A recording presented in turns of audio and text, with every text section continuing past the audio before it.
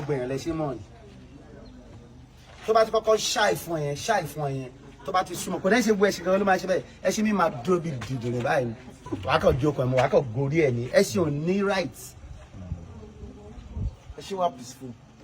Not just peaceful. The way Allah created them is to be submissive to human. One lágbára gan gbọ́dọ̀ face wa pẹ̀lú attack na ó lè survive.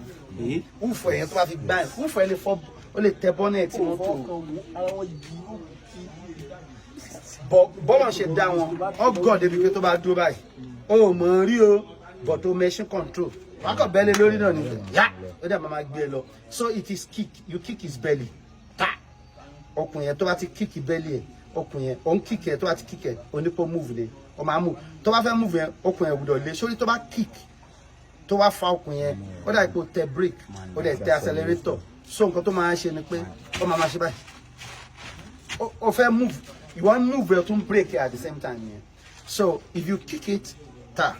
then you release the okun. To ba release the okun, to ba fuye lorun e, o ti mọ̀ pé oni ko ma lọ. So bó ṣe lọ yẹn, tó bá fẹ́ dá dúró, wá kàn di okun yẹn mú again á dúró. Ṣùgbọ́n bó bá ṣe kick ẹ, pa, wá fi lẹ̀. O ti dé okun yẹn fún, wá máa kick ẹ constantly. Ó sọ pé kí lè pè sáré bẹ́ẹ̀. Oni ko rìn lẹ̀. So ẹ ṣe lè rìn báyìí. Báyìí. Ṣùgbọ́n tó bá ń kíkẹ̀ constantly oníkórìn báyìí kó pọ̀ ṣẹ̀ṣẹ̀ tó bá fẹ́ kó sáré ìwọ náà máa dìde wá máa heave body language ẹni so bí wọ́n ṣe ń gbé bọ́ọ̀mù ẹ̀ kó lórí seat yẹn òun náà máa ṣe báyìí bó ṣe báyìí yá a máa gather speed gẹ́gẹ́ tó bá fi kíní wọn tó bá fi ẹgbà wọn kì í láìkẹ́ ẹgbà tí irin bí ìgbálẹ̀ tó bá ti rí lójú ẹ̀ báyìí ara ẹ̀ ò ní balẹ̀ dípò ní kò move ni kíní yẹn tó máa ń ná wípẹ̀ ṣe kò ń ṣe nǹkan tó máa ń dùn àtọ̀ tó bá ti wípẹ̀ rẹ̀ tó bá fẹ́ kó sáré gan bóyá bọ̀dọ̀ ẹṣin ní kíní kan ẹṣin wa kan wà ọ̀dọ̀ ẹṣin wa kan wà tó máa ń ṣe bẹ́ẹ̀ ibi láti wò ó ti wá dàgbà olóòlè speed jù sí ó skinny gan abo ni ó lè sáré gan ká ní ojú ọ̀nà rí báyìí gbogbo wa wà lójú ọ̀nà yìí àwa ń bọ̀ àwọn míì bọ̀ báyìí sórí ẹṣin míì wà ó mọ̀ pé mo ní speed ó máa fẹ́ kọjá àwọn tó máa bí bọ̀tọ́nà bá ti wá dí tẹ́ẹ̀pọ̀ lójú títì lójú ojú ọ̀nà ẹṣin máa fẹ́ ó fẹ́ sáré jà àwọn ilé lọ ó kàn máa yà ní tó bá yà wá ní kò gbọ́rọ̀ kò ń ṣe fẹ́ kò gbọ́rọ̀ so you need to understand but no matter what kẹ́ṣin fẹ́ gbé ẹ sáré láyé wá àbí ìjánu lè já lẹ́nu ẹṣin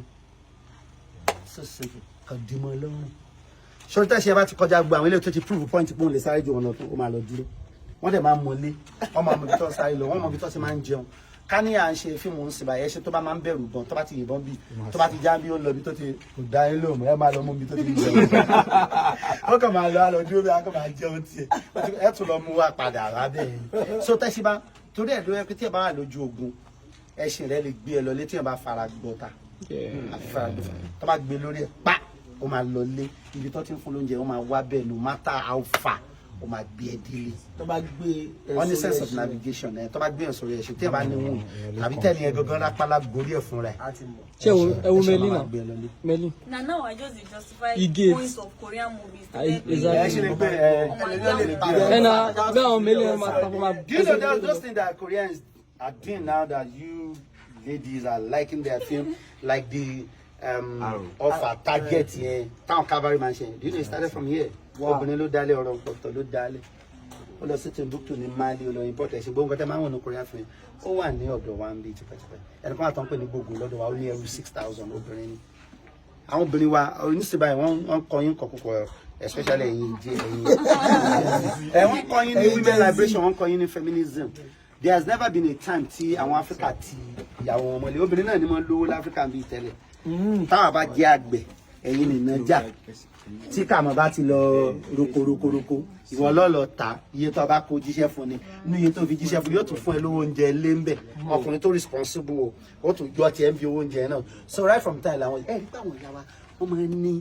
àwọn grandma wa wọ́n máa ń lo wọ́n lè má lówó nílé ṣáà.